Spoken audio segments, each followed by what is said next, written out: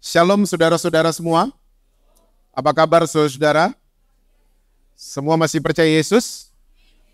Masih baca Alkitab? Jangan sampai enggak itu ya. Oke, kalau saudara senang judul khotbah saya sore hari ini adalah maturity. Bahasa Indonesianya kedewasaan.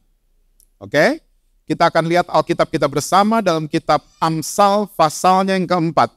Ayatnya yang ketujuh, Alkitab bilang begini, permulaan hikmat ialah, perolehlah hikmat, dan dengan segala yang kau perolehlah apa saudara? Pengertian, understanding. Jadi saya mau cerita sedikit buat saudara-saudara, saya waktu zaman sekolah dulu, ya SMA, kuliah, saya terkenal sebagai siswa yang jarang belajar. Yang masih sekolah ini jangan ditiru adegan ini di rumah ya. Ya, don't try this at home. Ini saya zaman dulu. Jadi waktu saya dulu masih SMA dan kuliah, saya terkenal sebagai pelajar yang senangnya nongkrong. Bukan belajar. Kapan belajarnya?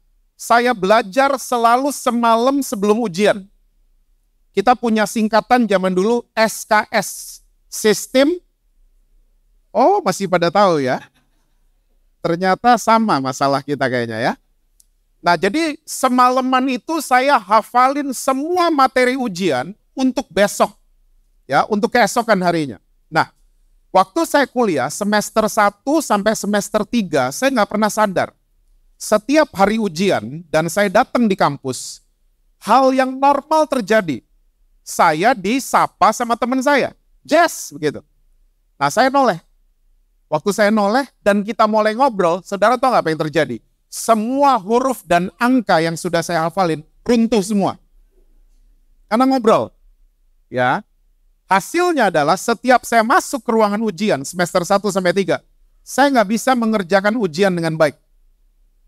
Nyadarnya semester 4. Ya, setiap habis SKS, saya datang di kampus dan setiap ada yang manggil saya, Jess, saya nggak pernah mau noleh lagi.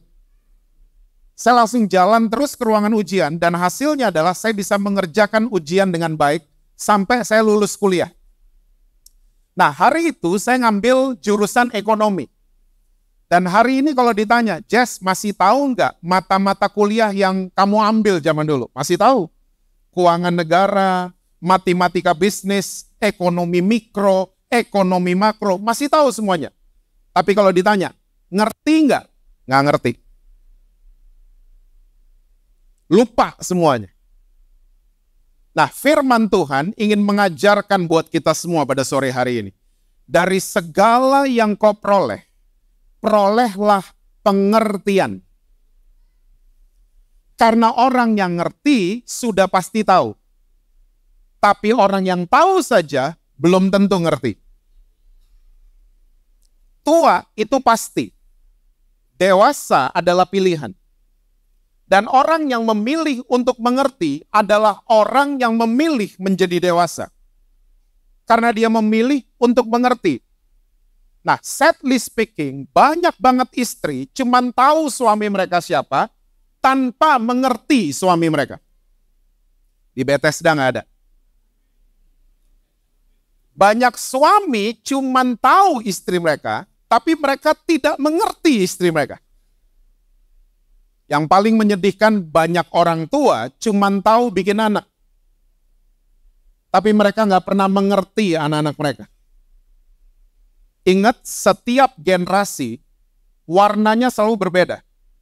Tapi ini terus yang kita ributin.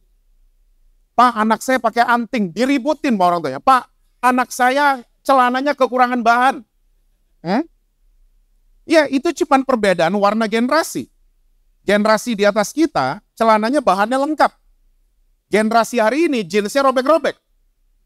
Jeans robek di zaman saya dibuang loh sama mama saya. Hari ini jeans robek dijual, harganya mahal, banyak pula yang beli. Itu cuma perbedaan warna generasi. Musa pakai tongkat, Yosua pakai pedang. Beda dong. Yang kita mesti transferkan ke anak-anak kita adalah rasa amazed sama Tuhan Yesus. Warna berbeda nggak masalah.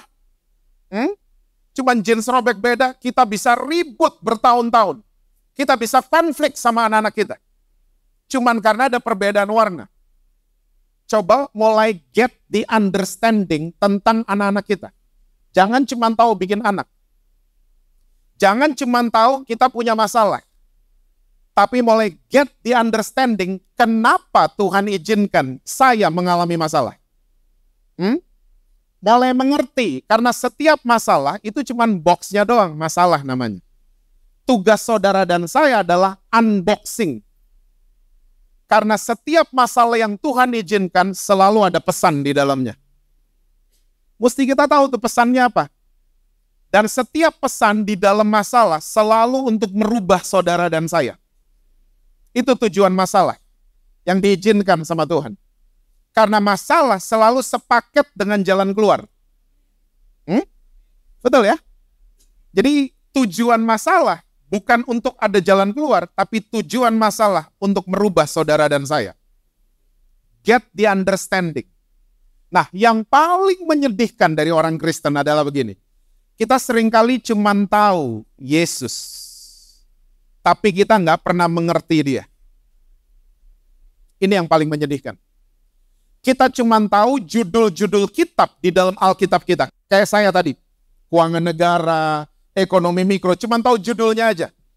Kita cuma tahu Kejadian, Keluaran, Imamat, Bilangan, tanpa pernah mengerti isi daripada kitab-kitab tersebut.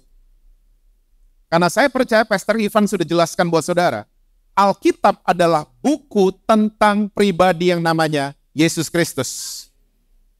Get the understanding, jangan cuma tahu, oh iya berapa minggu lalu dia mati, 3 hari kemudian dia bangkit, nanti Desember dia ulang tahun. Jangan cuma jadi orang Kristen seperti itu, cuma tahu-tahu saja tanpa mengerti. Dari segala yang kau peroleh, perolehlah pengertian. Tahun 2015 kalau nggak salah, Hollywood merilis sebuah film yang jadi box office.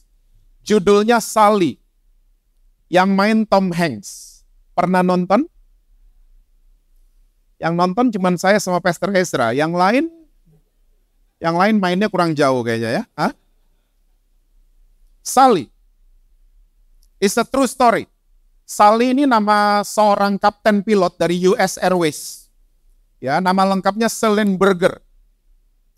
Dan dia menerbangkan pesawat tipe Airbus A320 yang konfigurasinya 3 kanan, 3 kiri buat penumpang. Nah, ini true story-nya, kejadiannya tahun 2008.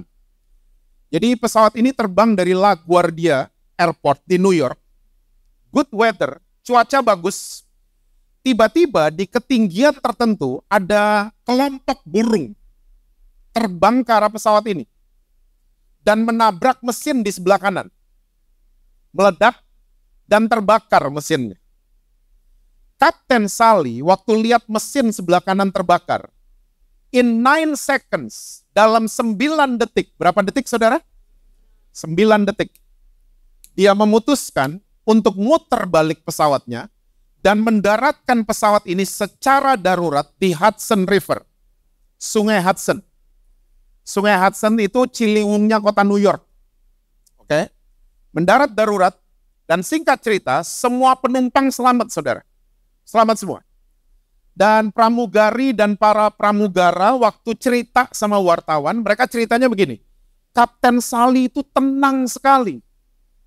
Dalam dia melakukan proses evakuasi, dia tenang sekali di situasi yang sangat-sangat panik. Dia tenang sekali.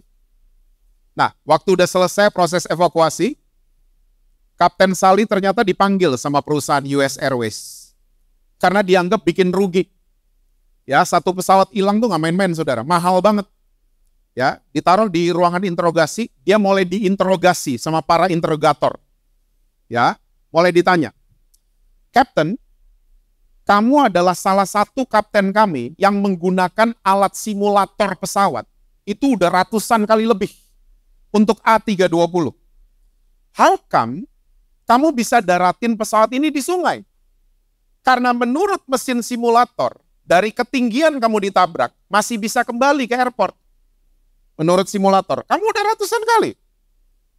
Tahu nggak Kapten Sally jawab apa saudara? Dengan tenangnya dia jawab gini, di mesin simulator itu tidak ada 9 detik. Tidak ada. Coba dikurangin. Dikurangin sama para interrogator. Dinyalain kembali mesinnya, saudara tahu nggak pesawatnya mendarat di mana? Di gedung apartemen. Jadi in 9 seconds, dia kalkulasi, dia sudah hitung.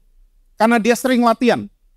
Kalau saya ini balik dan dikurangin 9 detik, ini pesawat nggak sampai di airport. Dan pertanyaan berikutnya yang amaze me banget. Dia ditanya begini, Captain, kamu itu waktu kejadian, stress level kamu nggak naik. Kamu tenang banget. How come? Gimana itu bisa terjadi? Dia jawabnya juga dengan tenang, dia jawabnya gini, saya mengerti buku panduannya Airbus A320. Makanya saya tenang. Dari segala yang kita peroleh, perolehlah pengertian. Orang yang ngerti isi buku ini, orang yang mengerti pribadinya Yesus dalam situasi apapun akan tenang hidupnya. Gak panik, gak anxiety, gak overthinking, dan lain sebagainya. Karena kita punya understanding, pengertian. Nah sekarang, saya akan ajak saudara kita lihat sama-sama kitab Ibrani pasal yang kelima. Saya mungkin jam 8 baru selesai. Yang amin cuma 1, jadi 30 menit lagi selesai. Ibrani 5 ayat yang ke-12 sampai dengan ayat yang ke-14. Itu judulnya peringatan supaya jangan murtad. Ibrani 5 ayat 12 sampai 14. Sebab sekalipun kamu ditinjau dari sudut waktu, sudah seharusnya menjadi pengajar. Kamu masih perlu lagi diajarkan asas-asas pokok dari penyataan Allah. Dan kamu masih memerlukan susu, bukan makanan keras. Sebab barang siapa masih memerlukan susu, ia tidak memahami ajaran tentang kebenaran. Sebab ia adalah anak kecil. Ayat 14, tetapi makanan keras adalah untuk orang-orang dewasa yang karena mempunyai panca indera yang terlatih untuk membedakan yang baik daripada yang jahat. Judul perikop Ibrani 5 ini cukup ngeri ya, peringatan supaya jangan murtad. Kita orang Kristen kalau dengar kata murtad, apa yang mendarat di kepala kita? Orang pindah agama. Orang pindah kepercayaan. Itu kalau kita dengar kata murtad. Tapi kalau saudara baca baik-baik Alkitab saudara, Alkitab gak pernah mencatat arti daripada kata murtad adalah orang yang pindah agama. Gak pernah. Ternyata Alkitab mencatat definisi murtad adalah begini. People with no progress. Seseorang yang tidak ada kemajuan. Seseorang yang tidak ada pertumbuhan. Seseorang yang tidak ada perubahan sama sekali. Itu definisi daripada murtad. Cuman jalan di tempat, going nowhere. Gak kemana-mana. Itu murtad. Bahkan punya kecenderungan backwards. Itu dilanjutkan di Ibrani 6. Nanti kesempatan lain kita akan bahas. Ya, Ibrani 6 masih muncul kata murtad. Oke? Backwards, kembali ke belakang. Nah, analoginya penulis Ibrani, dia pakai analogi makanan keras dan susu. Oke? Barang siapa ditinjau dari sudut waktu, ya, kamu ternyata sudah bisa jadi pengajar. Tapi ternyata kamu masih memerlukan susu. Nah, susu ini adalah analogi untuk orang-orang yang mentalnya tahu beres. Tolong ingat ini baik-baik.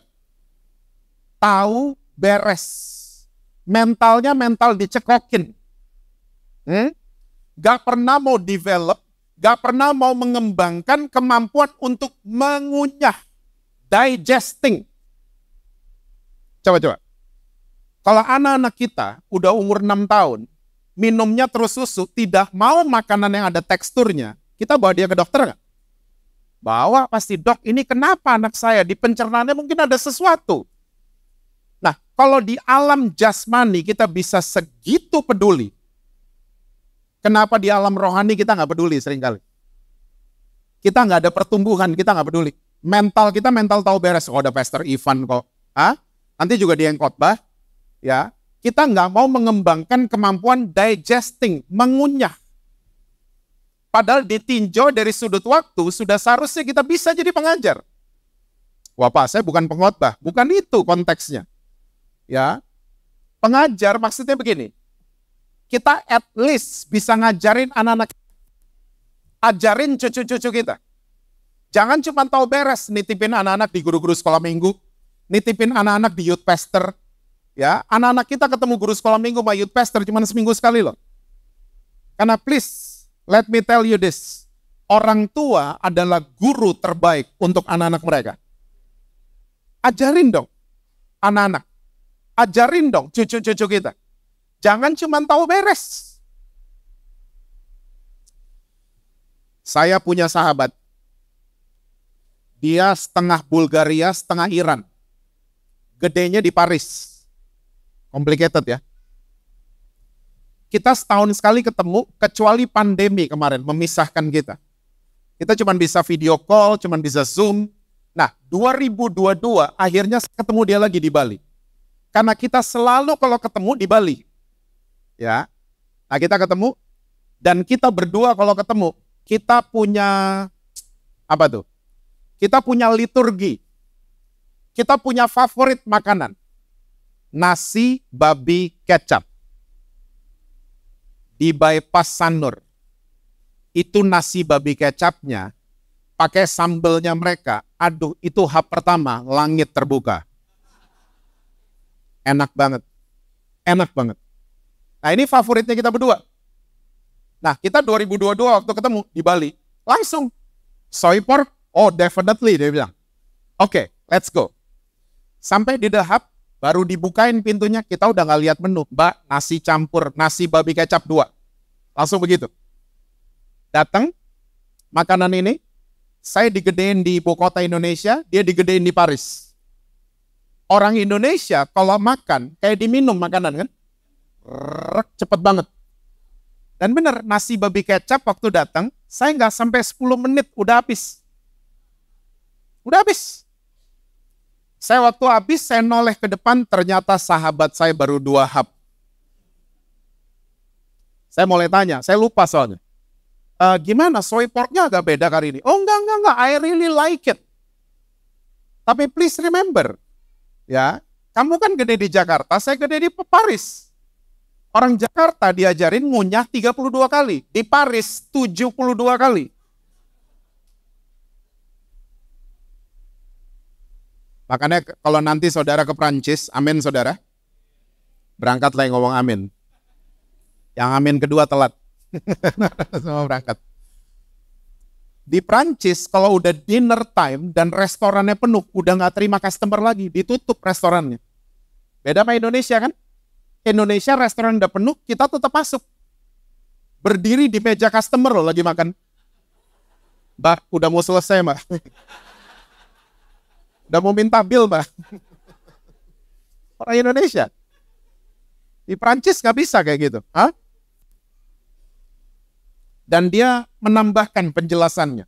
Dia bilang gini, kita diajarin kalau kita lagi ngunyah, ya, itu enzim-enzim di mulut kita akan bercampur dengan makanan. Dan waktu dia turun ke pencernaan, dia turun sebagai gizi yang bagus. Oke? Makanya orang Indonesia, kalau kita habis makan, kita apa? Begah. Kembung. Pakai tali sepatu, keringet dingin langsung. Karena kita makan terlalu cepat, orang-orang Indonesia. Nah, kemampuan digesting, kita mesti kembangin. Ya, itu di alam jasmani. Di alam rohani, namanya adalah merenungkan firman Tuhan. Nah, ini dia. Kita cuma mau tahu beres, cuma mau tahu-tahu aja, dapetin understanding, kita males. Kita males merenungkan. Ingat baik-baik, otak manusia, kita diciptakan oleh Tuhan, ada 2 otak kita, kiri dan kanan. Otak kiri itu buat yang berat-berat, saudara. Untung rugi, matematika, oke, ayat-ayat hafalan, apalagi aturan-aturan, sistem, itu otak kiri. Dan otak kiri manusia kalau lagi bekerja, bola mata kan menuju ke kanan. Nanti aja ngacanya. Nah, otak kanan manusia itu isinya yang rileks. Makan, minum, nonton konser, lihat lukisan, ya, dan lain sebagainya. Yang rileks. Dan otak kanan manusia kalau lagi bekerja, bola mata kan menuju ke kiri. Nah, bayangkan, Yesus datang di sebuah bangsa yang otak kirinya itu luar biasa kuatnya. Bangsa Yahudi. Banyak buku, banyak literatur mencatat orang Yahudi tidur aja tuh ngitung. Tidur loh. Makanya sadar nggak saudara, Yesus paling sering pakai istilah makanan. Akulah roti hidup. Akulah air hidup.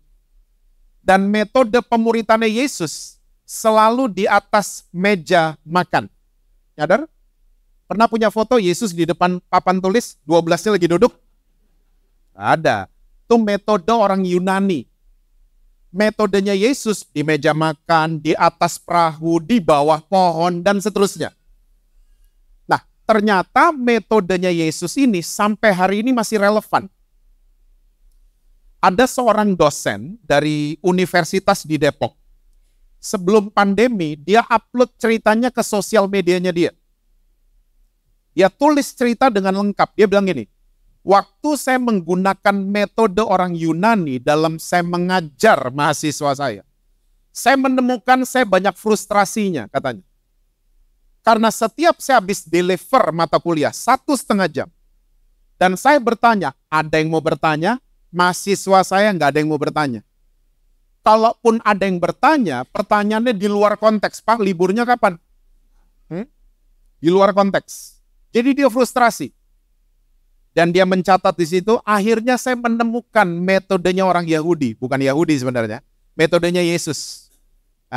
Dia nggak mau ngomong aja. Dan dia pengumuman akhirnya sama kelasnya, kelas, minggu depan kita kuliah nggak di ruangan ini, tapi pindah ke Citos. Nggak usah bawa buku. Gak usah bawa alat tulis, bawa uang aja untuk beli makan dan minum. Wah, mahasiswanya pada seneng. Singkat cerita, minggu depannya mereka semua kuliah di Citos. Saudara tahu nggak apa yang terjadi? Kuliah yang biasanya 1,5 jam dan boring, membosankan, tiba-tiba berubah jadi 4 jam. Mahasiswa yang tadinya mesti dipancing-pancing untuk bertanya, tiba-tiba bertanya sendiri. Dan metode pembelajaran mereka hari itu berubah jadi brainstorming, tukar pikiran. Dan yang paling luar biasa, waktu ujian, nilai mereka semuanya A+. Dan ini ternyata dalam metodenya Tuhan Yesus yang masih relevan sampai hari ini. Coba, deal-deal bisnis besar terjadi di ruang meeting atau di meja makan? Meja makan. Di ruang meeting waktu nggak ada muffin, nggak ada sate, nggak ada teh botol, nggak ada kopi, addendum terus kontraknya kan? Salah nih, salah. Waktu muffin keluar, kopi keluar, sate keluar, kita mulai makan, otak perhitungan tumpul, tanda tangan.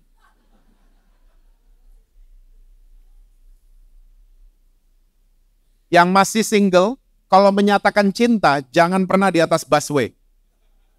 Saya jamin ditolak. Ini masterclass loh ini. Ajak makan. Tunggu dulu 3 hap. Udah 3 hap, otak kanan full kerja, baru nyatain. Saya suka sama kamu. 100% diterima pasti. Nah, ternyata otak kanan kita adalah tempat digesting. Otak kanan. Tempat makan kan? Tempat ngunyah ternyata. Tempat kita imajinasi firman Tuhan di otak kanan. Bahasa firmannya merenungkan firman Tuhan. Pakai otak kanan. Tahu firman pakai otak kiri. Hafal firman pakai otak kiri. Merenungkan pakai otak kanan. Kita nggak pakai, iblis masuk.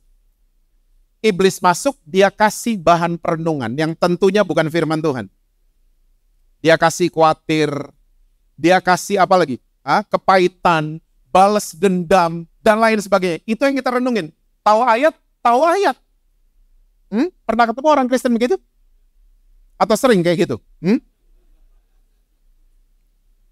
tahu ayat, hafal ayat, tapi yang kita renungin gitu-gituan. Makanya Raja Daud ngerti ginian.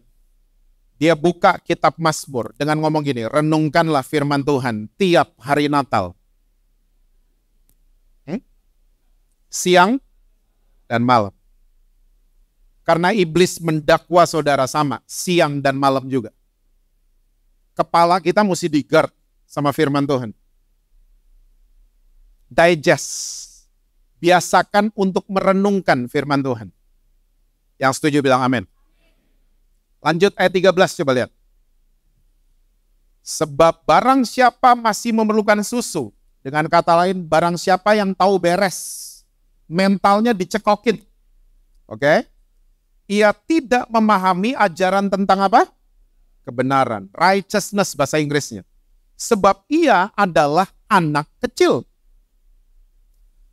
Saya sering banget ditanya, Pastor, berarti hukum Taurat nggak perlu dong? Oh, tunggu dulu.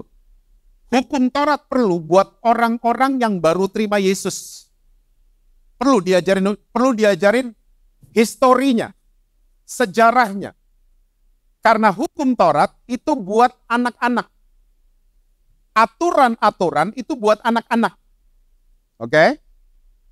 Anak-anak kalau datang ke rumah saudara, kita akan kasih aturan. Betul apa betul? Nah, hati-hati pisau itu tajam. Nah, hati-hati panci bakso itu panas. Nah, hati-hati itu dispenser yang warna merah itu air panas. Be careful. Udah tua-tua gini datang ke rumah orang digituin, kira-kira seneng gak saudara? Om, hati-hati om ya, itu pisau tajam om. Oma, hati-hati oma ya. Kan gak perlu dong kita digituin. Makanya Rasul Paulus mengatakan, ahli Taurat di Roma 2, saya gak ada waktu untuk membahasnya. Rasul Paulus menyebutkan ahli Taurat itu adalah pengajar untuk orang-orang yang belum dewasa. Saya senang banget sama istilah Alkitab bahasa Inggris. Teacher of babies. Pengajar bayi-bayi. Susu kan? Ahli Taurat. Nah, orang-orang yang masih memerlukan susu, mereka akhirnya tidak memahami kebenaran. Ingat ya, kebenaran yang dibawa sama Tuhan Yesus beda banget sama agama lain dan sama hukum Taurat. Beda banget. Karena semua agama, termasuk hukum Taurat, mengajarkan benar dan salah, dan mengajarkan gini, you do good, you get good, you do bad, you get bad. Yesus datang, bawa pengajaran namanya righteousness. Bahasa Yunaninya dekayu. Bahasa Inggrisnya justified. Jurisdiksi. Bahasa Indonesianya posisi kita yang tepat di hadapan Tuhan. Yesus bawa pengajaran kebenaran yang berbeda. Kamu sudah melakukan kejahatan, tapi kamu tetap menerima kebaikan yang kamu nggak pantas sebenarnya, karena semua kejahatan kamu, saya sudah tanggung di atas kayu salib. Perlu digesting kan? Kalau tahu beres, cuman benar dan salah udah beres. Nggak boleh ya, ini yang boleh. Itu nggak boleh ya, ini boleh. Tahu beres. Kalau kita mulai digest, kita mulai ngerti posisi kita ada di mana. Posisi kita di hadapan Tuhan itu seperti apa, kita mulai ngerti. Oke? Itu orang-orang yang mau mengunyah makanan keras. Nah sekarang ayat 14 coba lihat. Tetapi makanan keras adalah untuk orang-orang dewasa yang karena mempunyai panca indera yang skillful, terlatih untuk membedakan yang baik daripada yang jahat. Ini dia orang dewasa. Udah gak perlu lagi benar dan salah, tapi dia bisa membedakan mana teman dari Tuhan, mana teman yang bukan dari Tuhan. Dia bisa bedain mana proyek dari Tuhan, mana proyek yang bukan dari Tuhan. Dia bisa bedain mana keadaan yang benar-benar ya Tuhan izinkan saya ada di sana, atau Tuhan tidak izinkan saya ada di sana. Dia bisa membedakan. Panca inderanya terlatih, skillful. Dia punya discernment spirit untuk bisa bedain. Ini orang dewasa. Karena apa? Punya terbiasa digesting. Mengunyah makanan keras. Tadi kebaktian kedua, mama kandung saya datang. Kebaktian 10:30. Saya di rumah punya usaha F&B. food and beverage. For me, my mom adalah truly master chef. My mom. Bukan Chef Gordon, bukan Chef Juna. Gordon Ramsay dan Juna marah-marah kalau ada kamera doang. Mama saya, dapurnya dari saya kecil, gak pernah ada kamera, tapi dia selalu marah-marah. So for me, my mom is a truly master chef. Ya. Nah, karena kita ada bisnis F&B, kita sering banget ada food testing di rumah. Ada menu-menu baru. Nah, kita kalau nyobain, mama saya ikut nyobain. Dia kalau nyobain nggak satu piring, nggak, cuman 1 sendok dia nyobain. Waktu dia mulai makan, dia mulai ngunyah, semua ngeliatin dia. Karena dia akan komentar. Dia mulai ngunyah, bener, dia mulai komentar. Ini daun jeruknya ketinggian, kemanginya kurang, ini kayaknya kunyit beli di toko itu ya. Dia tahu loh beli di mana. Hah? Ini garamnya kurang, mericanya ketinggian. Dia bisa tahu semuanya. Panca indera mama saya namanya lidah. Itu terlatih banget untuk membedakan setiap ingredients yang masuk ke mulutnya. Terlatih banget. Jasmani. Rohani seharusnya sama kan? Hah? Apapun yang datang ke kita, jangan langsung ditelan. Mesti bisa bedain. Mana yang benar, mana yang dari Tuhan, mana yang bukan dari Tuhan. Itulah orang-orang dewasa. Saya suka ngumpul sama orang-orang Kristen. Mereka suka ngomong gini, wah kemarin hari Minggu, pembicaranya keras, Pastor. Keras pembicaranya. Oh ya? Keras gimana? Iya, suaranya keras. Terus, dia negur-negur jemaat dari mimbar. Kamu ada roh persinahan, kamu ada begini, dia negur-negur jemaat dari mimbar. Keras loh, Pastor. Nah, saya bilang sama teman-teman saya, pembicara-pembicara seperti itu, mereka bukan pembicara keras, mereka pembicara kasar. Tolong bedain.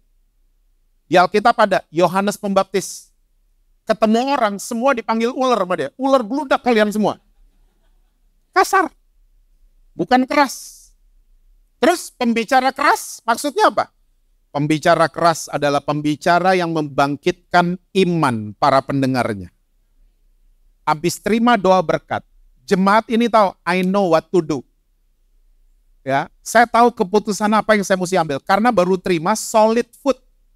Baru terima makanan keras. Nah, setahu saya pembicara seperti itu di Jakarta itu namanya Pastor Ivan Tanujaya.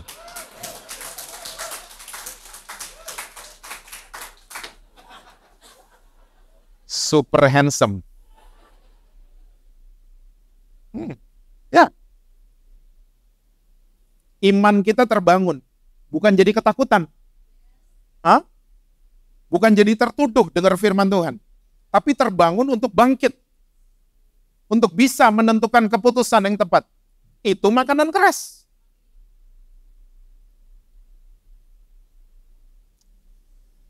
Dua Petrus 3 ayat 18, yuk lihat. 2 Petrus 3 ayat yang ke-18, kalau saudara scroll ke atas, itu judulnya Hari Tuhan. Tetapi apa saudara? Bertumbuhlah. Tadi murtad apa pengertiannya? Tidak bertumbuh. Tidak ada kemajuan.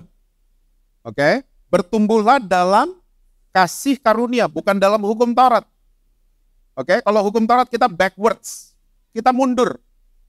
Bertumbuh ke arah kasih karunia, terus dan dalam pengenalan atau pengertian akan Tuhan dan Juru Selamat kita Yesus Kristus. Baginya kemuliaan sekarang dan sampai selama-lamanya. Kita disuruh bertumbuh ke arah kasih karunia. Ya, so jangan murtad lagi. Cuman diem di tempat. Tapi grow. Ya, grow in His grace. Bertumbuhlah dalam kasih karunia. Tolong saudara ingat baik-baik, keluarga kita lebih perlu ahli kasih karunia daripada ahli Taurat. Saya udah katakan di mana-mana, kalau ada anak kita, adik kita, kakak kita, gak mau diajak ke Bethesda, gak usah diajak ke gereja, ajak makan. Kalau dia mau ikut makan nanti nih, jam 8 malam dia mau ikut makan, Jangan diinterogasi. Tadi jam 5 kenapa nggak gereja? Jangan gitu-gitu. Jangan gitu-gitu. Kalau dia senang olahraga, ngomongin olahraga, kenapa Arsenal menang terus? Gue Arsenal banget. Kalau dia senang film, ajakin nonton film Arthur the King, Kung Fu Panda 4. Dinner please. Ajak. Dia senang musik, ajak dia ngomong soal musik. Saya percaya waktu kita memutuskan untuk menjadi ahli kasih karunia, janji firman Tuhan itu akan digenapi loh. Satu keluarga diselamatkan, seisi rumah saudara, Tuhan akan selamatkan. Dituduh-tuduh terus, dia mundur. Dia akan ngomong dalam hatinya, you lost me. Kamu kehilangan saya. Tolong ingat baik-baik. Kalau mau latihan jadi ahli kasih karunia, jangan pernah menghakimi orang lain. Jangan pernah menghakimi diri sendiri dari musim yang sedang mereka lewati. Don't ever do that. Jangan pernah menghakimi diri sendiri dari musim yang sedang kita lewati. Kita nggak pernah tahu loh. Saulus di musim tertentu pembunuh loh. Di musim-musim berikutnya tiba-tiba dia Rasul Paulus. Dia mencatat 2/3 Alkitab kita. We never know. Daud di musim tertentu dia cuma gembala domba. Tiba-tiba di musim-musim berikutnya dia raja bangsa Israel. Yusuf di musim tertentu, ya ampun, dia difitnah sama sugar mommy. Indonesia aja kita, lokal dikit, gula aren mami. Difitnah, masuk penjara, dan lain sebagainya. Tapi di musim-musim berikutnya, dia adalah orang nomor 2 terkuat di bangsa Mesir. Jangan pernah menghakimi orang lain dari musim yang sedang mereka lalui. Jadilah baju tebal untuk orang-orang yang lagi lewatin musim dingin. Jadilah a gardener untuk orang-orang yang sedang melewati musim bunga. Jadilah alat pendingin untuk orang-orang yang lagi melewati musim panas mereka. Dan jadilah a cleaner untuk orang-orang yang lagi lewatin musim gugur mereka. Karena percayalah saudara, Tuhan Yesus selalu ada di setiap musim kehidupan kita. Dia selalu ada. Bertumbuhlah ke arah kasih karunia. Saya khawatirnya begini. Kalau kita nggak bertumbuh ke arah kasih, kita akan bertumbuhnya ke lawannya kasih. Apa itu? Nafsu. Itu lawannya kasih. Yuk kita lihat 1 Korintus 13 ayat yang ke-11.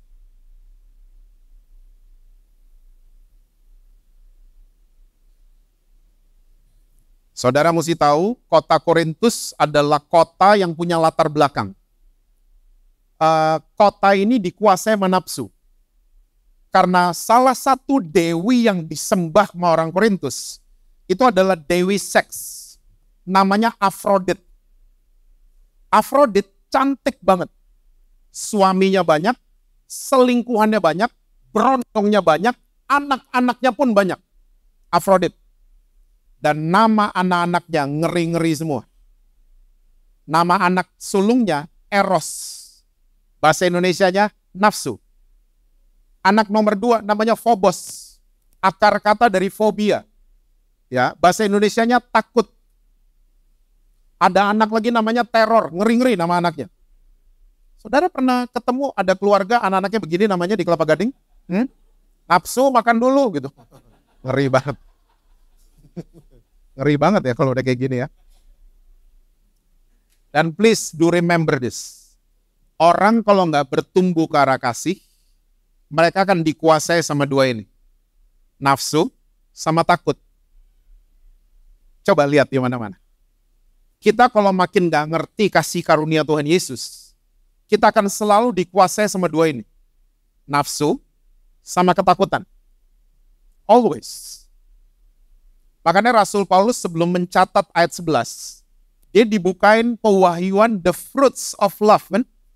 Buah-buah dari kalau kita ngerti kasih itu apa. Tiba-tiba kita bisa sabar, ya, membuahkan itu semua. Tidak cemburu, Oke, tidak simpan salah orang lain.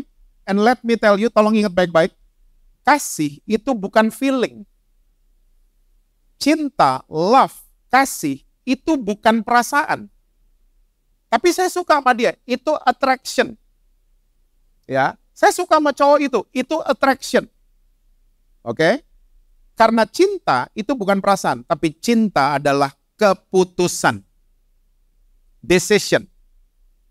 Ya, sabar bukan feeling kan. Sabar itu keputusan. Saya mau sabar apa tidak? Tidak simpan salah orang lain. Itu adalah keputusan, bukan feeling. Saya mau save atau saya mau delete itu salah orang lain. Dan ini jeleknya Yesus. Tahu jeleknya Yesus? Yesus punya kejelekan. Lupaan. Dia selalu lupa dengan dosa dan salah yang kita buat. Mana Pak ayatnya? Kita sering nyanyiin lagunya kok. Sejauh timur dari barat. Yang ngerti Pulau Bali, ngerti lagu itu pasti. Pernah ke Bali? Kurang jauh saudara mainnya kayaknya ya. Matahari di Bali terbit di Sanur, terbenam di Jimbaran. Orang Sanur gak bisa lihat sunset. Orang Jimbaran gak bisa lihat sunrise. Sejauh itu Tuhan membuang dosa dan salah kita. Kalau Tuhan Yesus lupaan sama salah kita, kenapa kita nggak kayak gitu? Kita seringkali ingetan kan? Suami salah 10 tahun lalu kita ingat, istri salah 10 bulan lalu kita ingat. Kita ingetan. Remember, kasih adalah decision, bukan feeling. Oke? Dan orang kalau dikuasai nafsu, bahaya banget. Saya ketemu di gereja, di Bethesda nggak ada. Kristen, rajin kebaktian, rajin pelayanan, tapi nafsuan. Nafsu mau balas dendam. Nafsu pengen cepat kaya. Pernah dengar? Hah? Kok belaga nggak tahu mukanya? Nafsu pengen cepat kaya. Saya sering loh duduk sama banyak pengusaha, dan saya suka bilang sama mereka, number one book untuk membangun usaha adalah Alkitab. Lumayan yang amin sebelah sini, saya pindah sini aja. Alkitab. Rule number one itu Amsal kan. Orang yang pengen cepat kaya, hukumannya banyak, tapi orang yang bisa dipercaya, berkatnya banyak. Business is a trust. Membangun usaha adalah membangun kepercayaan. Telat delivery, kasih tahu. Telat bayar, kasih tahu. Jangan ngilang. Jangan hilang. Mbak bilang saya nggak ada, Mbak. Kan gitu-gitu. Kasih tau, Pak, nanti saya dimaki-maki, nggak apa-apa. Ingat tadi, yang penting posisi kita benar di hadapan Tuhan. Kita ingkar janji sana, ingkar janji sini. Lama-lama orang nggak percaya sama kita. Anak-anak adalah kaum yang paling pintar nagih janji. Kalau bikin janji mana anak, be careful. Jangan asal keluar. Mereka itu nggak bisa tidur loh. Mereka tidur, mimpi, berasa lagi nembak dinosaurus beneran. Hari Sabtu mereka ke kamar kita. Dad, Ma, yuk. Kita buka kamar, kita bilang, nak, nggak jadi, nak. You break his heart. You break her heart. Mereka mulai sedih. Kenapa nggak jadi? Mulai sebel mereka. Ada rapat, nak. Di mana rapatnya? Di gereja. Ya ampun, rapatnya di gereja lagi.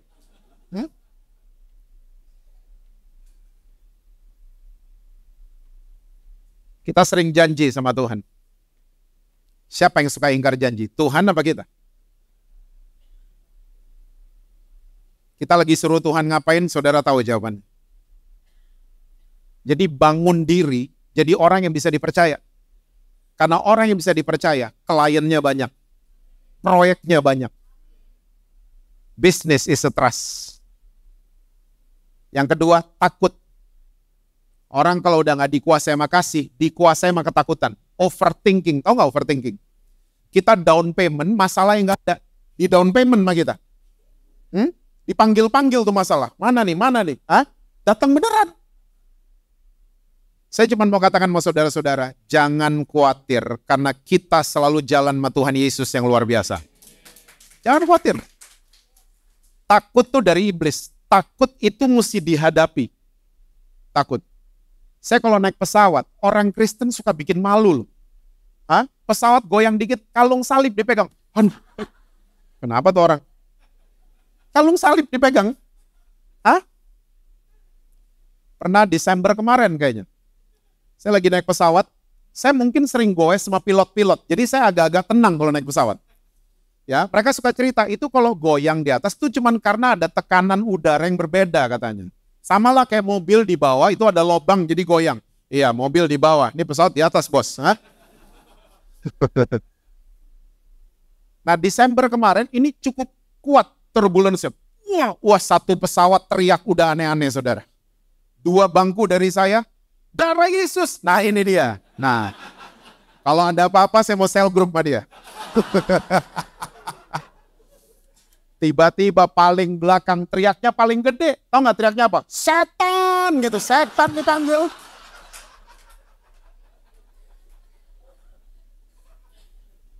Dan he was an icebreaker, you know. Dia icebreaker ternyata. Satu pesawat lagi mencekam, ketawa semua tiba-tiba. My goodness, gara-gara macam setan.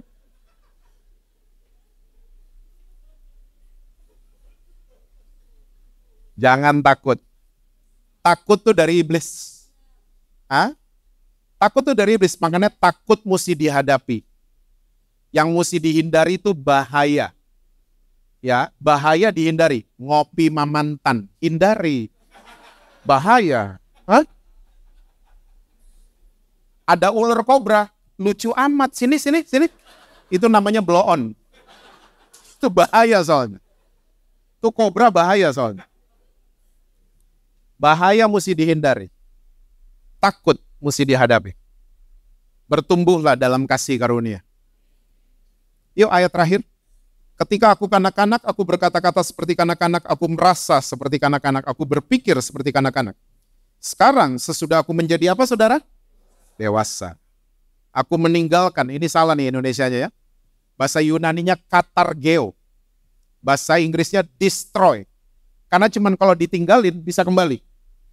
Tapi kata yang tepat seharusnya adalah menghancurkan sifat kanak-kanak orang yang memilih menjadi dewasa. Dihancurin. Kita kalau lihat anak-anak lagi pilek, gak boleh makan es krim, terus dia nangis, itu cute banget. Mighty cute. Aku mau es krim, wih lucu banget. Ih gemes liatnya. Tapi mau ngasih juga gak tega.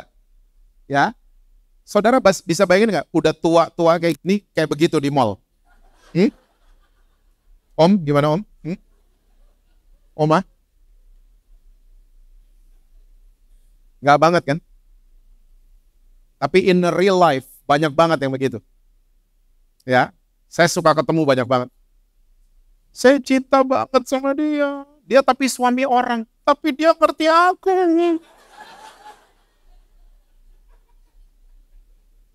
Udah tua. Tapi kekanak-kanakan. Childish. Banyak. Di Bethesda doang yang gak ada.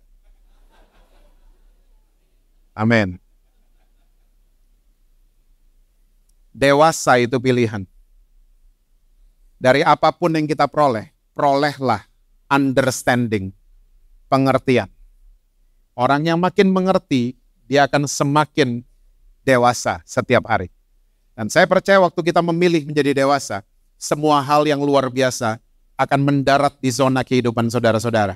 Amin, saudara. God bless you all. Tuhan berkati saudara-saudara semua. Selalu sukses, harmonis di rumah, dan rekening bank selalu penuh buat saudara. Kenceng banget kalau gitu kita.